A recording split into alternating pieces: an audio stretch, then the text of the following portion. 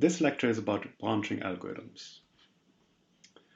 We're going to recall a few things that we know already, and then we are going to see two examples of problems where it's not so obvious to design branching algorithms that meet our requirements.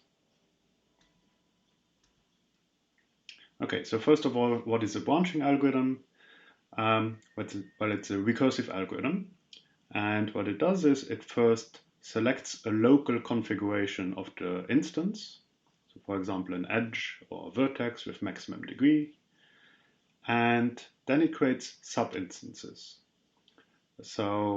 And then it recursively solves these sub-instances, and in the end it combines the results into a result for the original instance. Now, if we select a local configuration where the algorithm does not make a recursive call, so if it makes 0 recursive calls, then we speak of a halting rule.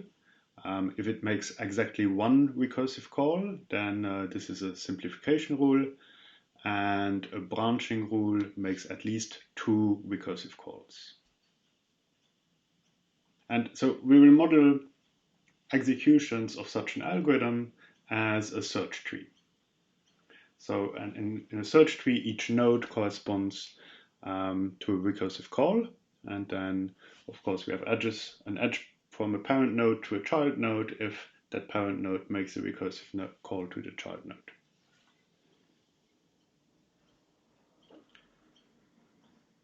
Let's look at algorithm VC1. So what it does is, first of all, it checks whether the number of edges is 0. If so, then it returns yes. Otherwise, if k is at most 0, then it returns no. So these two if statements, those would be halting rules in our terminology. Because there's no recursive call made, the algorithm is able to immediately decide whether this is a yes or no instance. Sometimes the algorithm would make a polynomial time computation and then return the result, and so that's also a halting rule then. Now, we don't have any simplification rules here, but we do have a branching rule, and what it does is it selects an arbitrary edge uv in the graph, and then it makes 2 recursive calls. So it calls itself on g minus u, comma k minus 1, and also on g minus v, k minus 1. And the way it combines these two results is by just computing an OR between the results of the 2 recursive calls. So why is this algorithm correct? Or let's think about the correctness of the branching rule. So we know that in every vertex cover of size at most k of the graph, if uv is an edge in this graph, then either u belongs to this vertex cover or v belongs to this vertex cover. So in that case, if the vertex cover has size at most k, then and u is part of this vertex cover, then all the other vertices of the vertex cover form a vertex cover of g minus u of size at most k minus 1. In the other case where v is part of this vertex cover, then all the other vertices in this vertex cover cover the edges of g minus v, and they form a vertex cover of k minus 1 of g minus v. So that's why this branching rule is correct. So it just exhaustively looks at all relevant cases. Okay, so how did we analyze the running time? Well, we looked at possible search trees of this algorithm. So we have a specific search tree if we have a specific algorithm with a specific instance. So then we can figure out how this search tree looks like. So in general, if we just have an algorithm and we have to consider all possible instances, then we would prove some general results about the search trees of this algorithm. Namely, in this case, we could upper bound the height of any such search tree by k plus 1. since every time we make a recursive call, k decreases by 1, and we start with k and end up, so we stop when k becomes 0 because of line 2. So the height of the search tree is at most k plus 1. Or the height of any search tree that corresponds to an execution of this algorithm will be at most k plus 1. Okay, so, and now we also upper bounded the number of leaves of this search tree, and that was by just observing that at each level of the search tree, the number of nodes doubles at most. So we got an upper bound of 2 to the power k on the number of leaves of the search tree, and so since the height is bounded by k, and the number of leaves is bounded by 2 to the power k, we know that in total there's at most k times 2 to the k nodes in the search tree. So here we use the fact that the number of leaves of the search tree is upper bounded by a function of k, and also the height of the search tree was upper bounded by a function of k. Let's try and generalize this. So let's assume that our branching rules make b recursive calls. So each branching rule makes b recursive calls. So in other words, we have b way branching. And let's say that the parameter k decreases by some value a at each recursive call. We could also say that the parameter decreases by a value that's at least a at each recursive call, and each node of the search tree has at most b children. Then the same analysis would go through. Okay, now suppose that also at each node of the search tree we spend only a polynomial amount of time.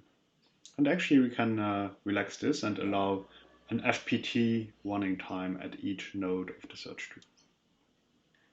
So now, how big is the resulting search tree? Well, since k decreases by a at each recursive call, we have that the height of the search tree is at most k divided by a, and then there's a plus 1 as well.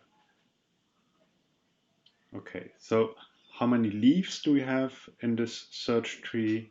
Well, since at each level the number of nodes multiplies by at most b, and we go from 1 node on level 0 to b nodes on level 1 to b squared nodes on level 2, etc.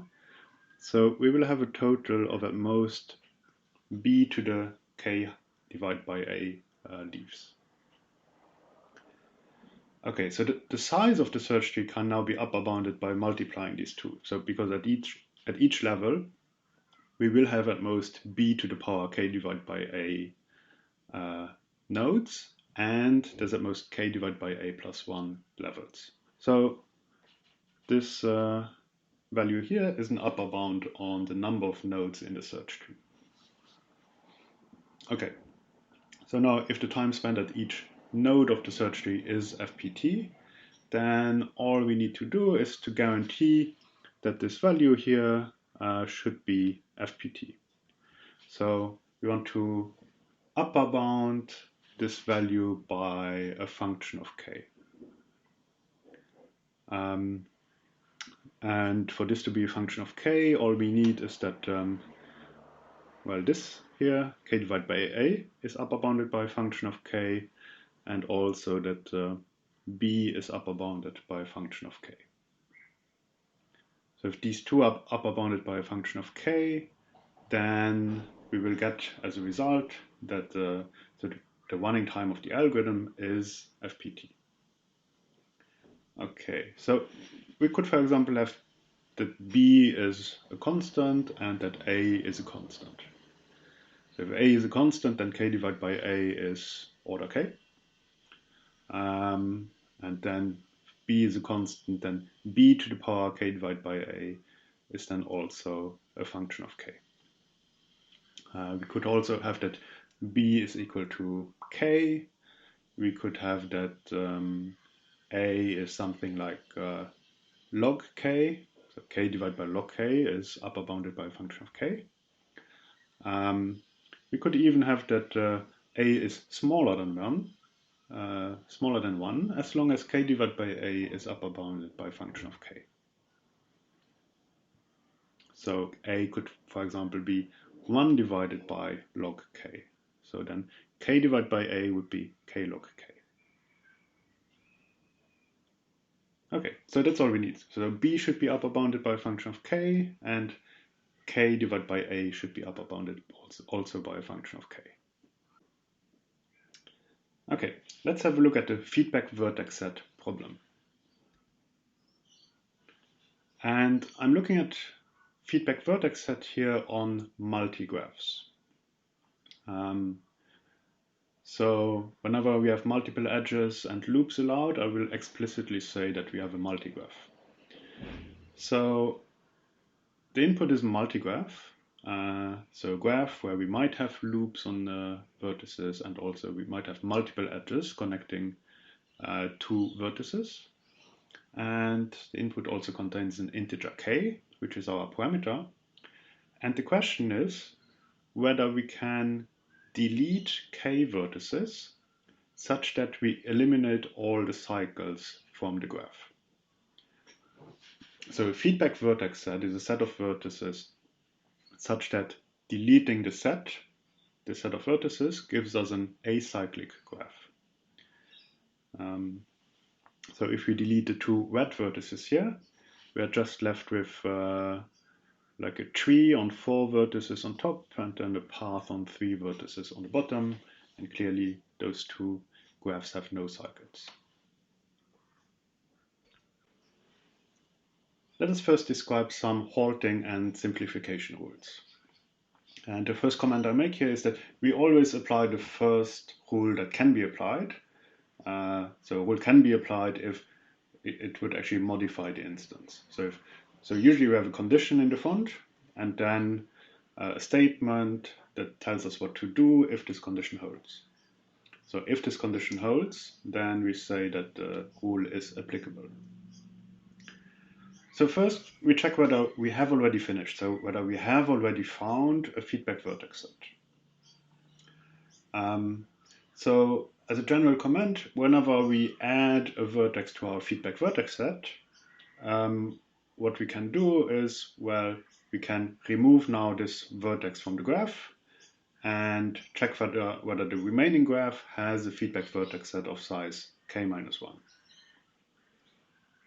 So as long as we put vertices into our feedback vertex set, we will just remove them from the graph and decrease our parameter by 1. Okay, so if G is already acyclic and K is at least 0, then, well, clearly the empty set is a valid feedback vertex set and it has size at most K, so we can just return yes. The second halting rule is where we check whether we have exceeded our budget. So if K has become negative, then we return no.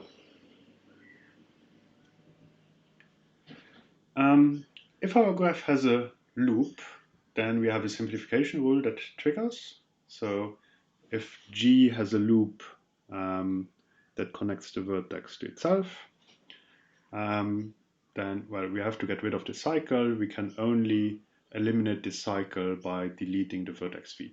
So no other vertex will help us delete or get rid of the cycle. So we will add v to our feedback vertex set, and that's why we will remove it from the graph and decrease the parameter by 1. So next we have the multi-edge rule. So the rule applies when we have more than 2 edges between the same 2 vertices. So let's say we have 2 vertices u and v, and we have 3 edges that connect them. And we can observe that, well, it doesn't matter whether we have 2 edges connecting u and v, or 3 or more. In any case, we will have cycles that involve only u and v. that means that we have to delete either u or v from the graph. And no matter how many cycles we have that involve just u and v, deleting one of them will get rid of all of these cycles. So whether we have one cycle between u and v or multiple ones, that doesn't really matter. So what we can do is, well, if our edge set contains an edge more than twice, we just keep 2 copies of that edge. So if we have 3 edges between u and v, we just eliminate one of them. K doesn't decrease, K doesn't change, we don't delete any vertex, we just remove this edge.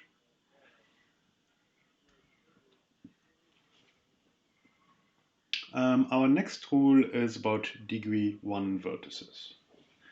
So we can observe that if we have a vertex that has degree 1,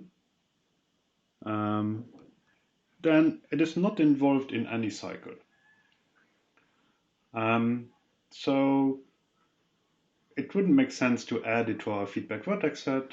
And so if we have a feedback vertex set that contains v, then we can always remove it from that feedback vertex set, and the set would still be a feedback vertex set. So we will never need to include v in any feedback vertex set. The same is true for degree 0 vertices. If we have a vertex with degree 0 with no neighbors, then the same reasoning applies. Since it doesn't occur in any cycle, we don't need to add it to the feedback vertex set. So what we can do is we can just actually remove this vertex from the graph, and if the remaining graph has a feedback vertex set of size at most k, then the original graph had a feedback vertex set of size at most k, and vice versa. So if there's a vertex with degree at most 1, then we can just delete this vertex from the graph. But note that k doesn't decrease, because we don't actually think of adding v to our feedback vertex set. We just say v is irrelevant. Our next rule is about degree 2 vertices. So if we have a vertex with degree 2, so we have vertex v that has 2 neighbors, u and w, then well, we could either have an edge between u, w or not. So let's consider both cases.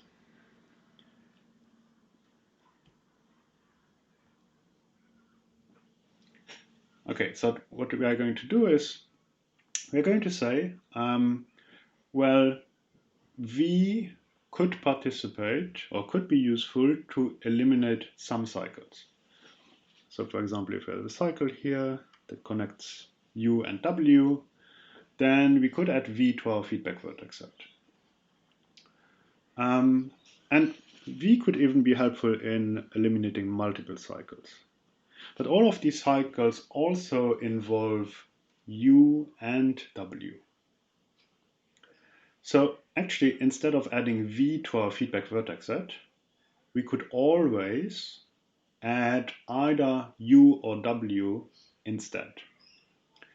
So if we are given a feedback vertex set of size at most k that contains v, we can find another feedback vertex set that doesn't contain v, but it contains either u or w. So let's say it contains u. This still eliminates the same cycles. We haven't increased the size of the feedback vertex set. So what we can say is that, well, if there's a feedback vertex set that contains v, there's also a feedback vertex set that is no larger that doesn't contain v. Okay, so let's say we want to concentrate now on feedback vertex sets that don't contain v. We cannot just delete v because we still need to remember that there's some connection between u and w that happens to go through v. But since if we want to disregard v now, and we just want to keep the information about the connection between uv, what we can do is we can just add an edge uv, and we remove v from the graph. So this edge between u and w basically shortcuts this path from U to W that contained V. In the case where there is already an edge between U and W, we'll just add another edge. So this is one of the reasons why we are considering multi-graphs, because we want to make it easy to describe, in particular, this simplification rule. Okay, the simplification rule just removes V. It removes the edges incident to V, and it adds the edge between U and W. So to show that this rule is sound, consider a feedback vertex set of G of size at most K, and let's call it S. So we assume that we had a yes instance to begin with, because it has such a feedback vertex set. Now we'll modify this set S. So we'll create a new set, S prime, that is equal to S if V was not in S. And if V was in S, then actually we replace V by U. So we remove V from the set and we add U. And then we obtain this new set S prime, which has size at most K, because either it's the same as S, and S had size at most K, or it is obtained from removing one vertex and adding another vertex if it wasn't in the set already. Now, S prime is also a feedback vertex set of G prime, since every cycle in G prime corresponds to a cycle in G, where the only thing we need to pay attention to is that maybe the path UVW has been replaced by the path UW. But since U is contained in the feedback vertex set, we still eliminate cycles that contain this path. Okay, so that solves the forward direction. For the backward direction, so suppose we end up with a yes instance, we need to show that we should have started with a yes instance as well. So suppose S prime is a feedback vertex set of G prime of size at most K, then S prime is also a feedback vertex set of G. So that's the only observation we need to make. Okay, after having used these simplification rules and the halting rules, we know that K is more than 0. We know that there's still some cycles left in the graph. We know that there's no more loops. There might be multi-edges, but they have cardinality at most 2. We got rid of all degree 0, 1, and 2 vertices, but we might not be done yet. So what can we do now? So we have to come up with some branching rules that help us solve the instance. So one thing we could do, or we could try, is to try a select discard branching rule. So what does that mean? So we look at one vertex and either add it to our feedback vertex set, so we select it, or we say we don't put this vertex into our feedback vertex set, so we discard it. Okay, so what happens now is, let's say V is the vertex we branch on, it has degree at least 3. If we add it to our feedback vertex set, we can of course remove it from the graph, and K decreases by 1. So that's actually quite nice. If we say we will not add V to our feedback vertex set, what happens then? So we need to modify the graph somehow if we want to get rid of V. So maybe we eliminate V, and it's actually not so easy to modify the graph. So because we still want to keep this information that there's cycles that go through V, so those cycles should still be somehow represented in the resulting graph. So maybe we have some edges here. There's an issue now that we created a new cycle, so that's one issue. The other issue is that, well, saying that V is not in our feedback vertex set doesn't help us make any progress in terms of K. So we cannot decrease k because we still need to find a feedback vertex set of size k in the resulting graph, however we construct it. So that's indeed an issue. So because we cannot use our the scheme of the analysis that we had in the beginning. So what could we do instead? So instead we could say, well, we have a nice tool that if we decide that some vertex is in our feedback vertex set, then we can just remove it from the graph and decrease k by 1. So one idea would be that, well, if we just take a cycle, we know that the feedback vertex set contains at least one vertex of this cycle. So now, if we have a cycle of length 5, we would have a 5-way branching. So one where we add v1 into our feedback vertex set, another branch where we add v2 to our feedback vertex set, one where we add v3, one where we add v4, one where we add v5. So k would decrease by 1 each time, but we also need to upper bound the number of branches.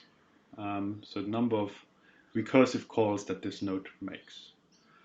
But the shortest cycle might actually be very long. So we might not be able to upper bound the length of the shortest cycle by any function of k. So for example, we could have, okay, let's take a simple graph just to illustrate the point. So we could have, let's say, k cycles and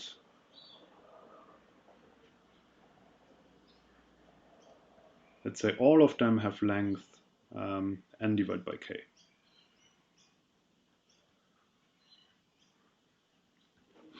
And there might be some additional edges in the graph that somehow hide this structure that we have drawn obviously here.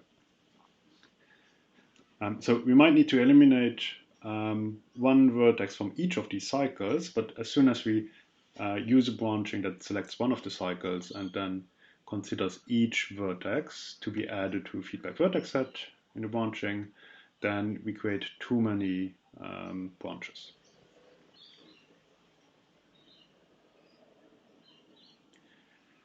So there's another idea that says that, well, what we end up with, so after having eliminated all the cycles, we have an acyclic graph.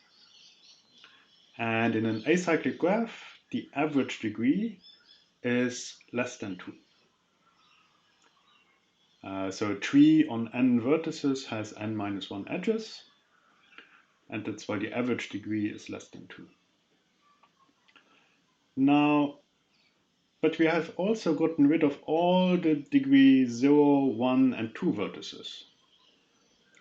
So in our graph, after having simplified it, the graph has average degree at least 3. So this somehow tells us that, well, we should select vertices into our feedback vertex set so that the average degree decreases to something that's less than 2. So we want to eliminate many edges of the graph. So we have that the selected feedback vertex set needs to be incident to many edges. So we can just try. Is it the case that actually the feedback vertex set, or any feedback vertex set of size at most k, contains at least one vertex among the f of k vertices of highest degree for some function f? So if that is the case, so we have some f of k vertices with high degree that we could branch on, and so each branch would include one of these high degree vertices into the feedback vertex set. And then we can remove this vertex from the graph and decrease k by 1. So if this statement here holds, then we have a valid branching strategy.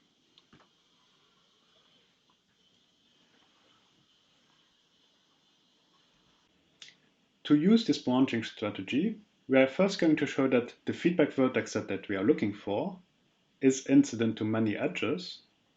And then we are going to show that the feedback vertex set that we are looking for needs to also contain at least one of those high degree vertices.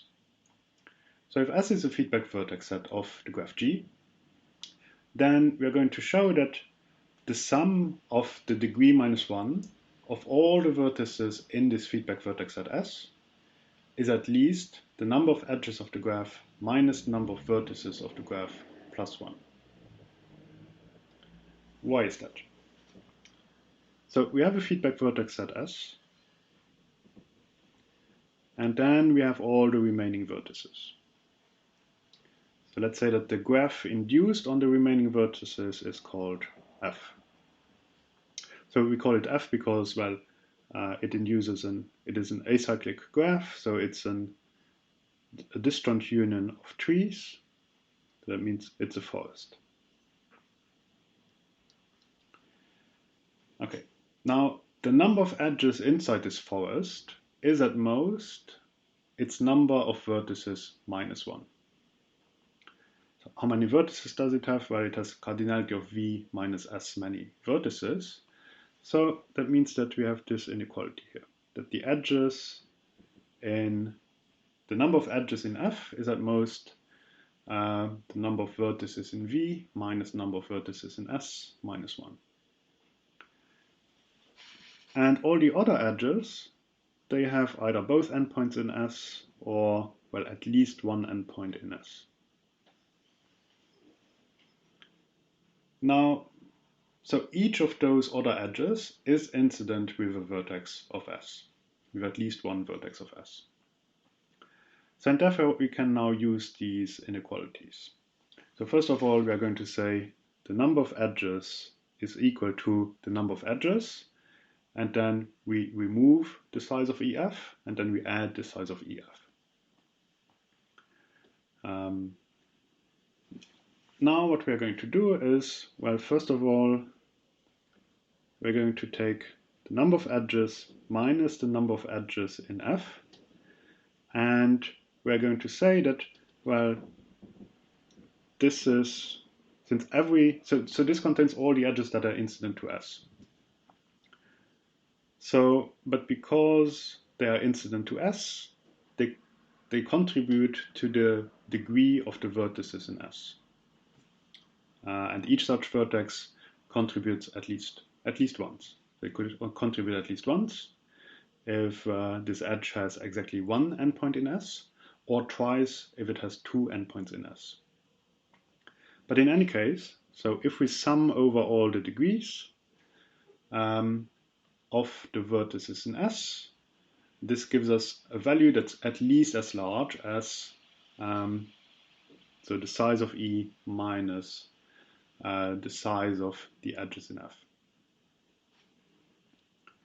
Okay, and for the second part here, we just use that inequality here, and so we get that this is at most number of vertices minus the size of S minus 1.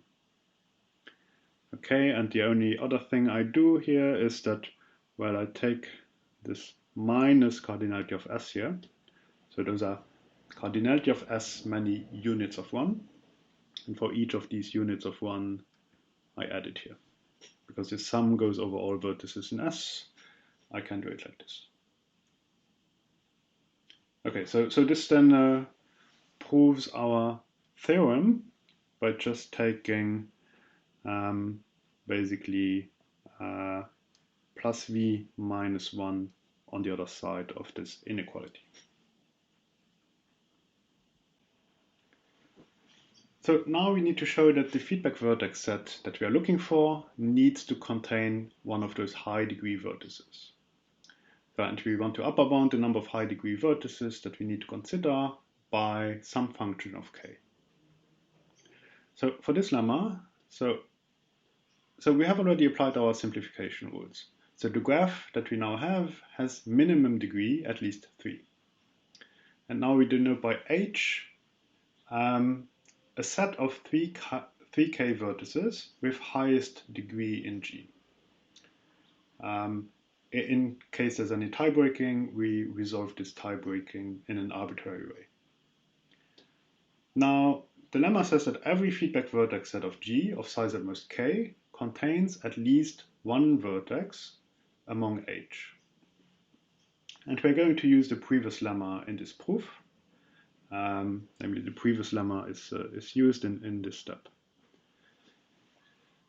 Okay, but let's start from the beginning. So the proof is by contradiction.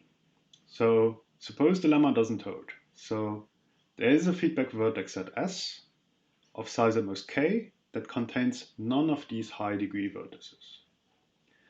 Okay, so what we are doing now is that, so previously we had this sum over the degree of vertices minus 1, and so previously the sum ranged over all the vertices in S, but now we let it range over all the vertices in the graph. So if we let it range over all the vertices in the graph, so first of all, if we sum the degrees of all the vertices, by the handshake lemma, we get twice the number of edges. And so that takes care of the degrees of the vertices. And now we have the number of vertices many times, this contribution of minus 1. So in total we have minus the number of vertices. Okay, so what we are doing in the next step is to just break up this sum. So it ranged over all the vertices. So we just break it up into two. So first of all, we have all the vertices in H, and then we have all the vertices that are not in H. And so the next thing that we are doing is, well, we are using this fact here, that H contains the 3k vertices of highest degree. So every vertex in S, we're also using this fact here, namely that every vertex in S has a degree that's smaller or equal to the degree of every vertex in H.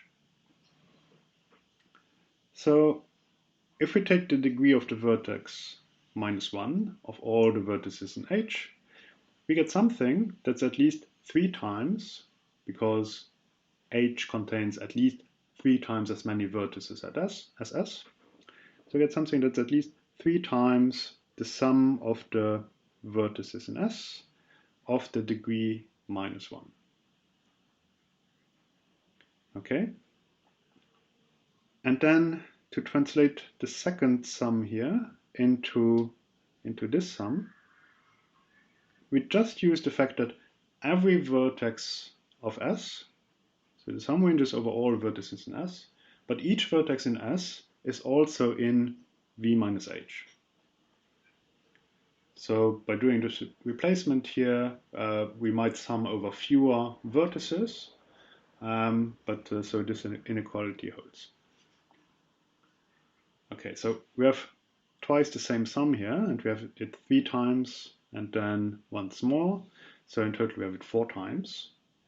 And so we have the sum 4 times, so we have 4 times now, and now the sum that ranges over all the vertices in S gets replaced by what we had in the previous lemma. So we get that this is at least 4 times the number of edges minus the number of vertices plus 1. So now we have an inequality here that says twice the number of edges minus number of vertices is at least 4 times number of edges minus number of vertices plus 1. So some of these things cancel out, so we have a minus cardinality of V on the left, and we have minus 4 times the cardinality of V on the right hand side. So if we take those to the left, we get 3 times the number of vertices is at least twice the number of edges plus 4. But now, if we do some reasoning, we find that, well, actually, if the number of edges is now at most 3 times the number of vertices minus 4 divided by 2, then this actually contradicts the fact that G has minimum degree at least 3.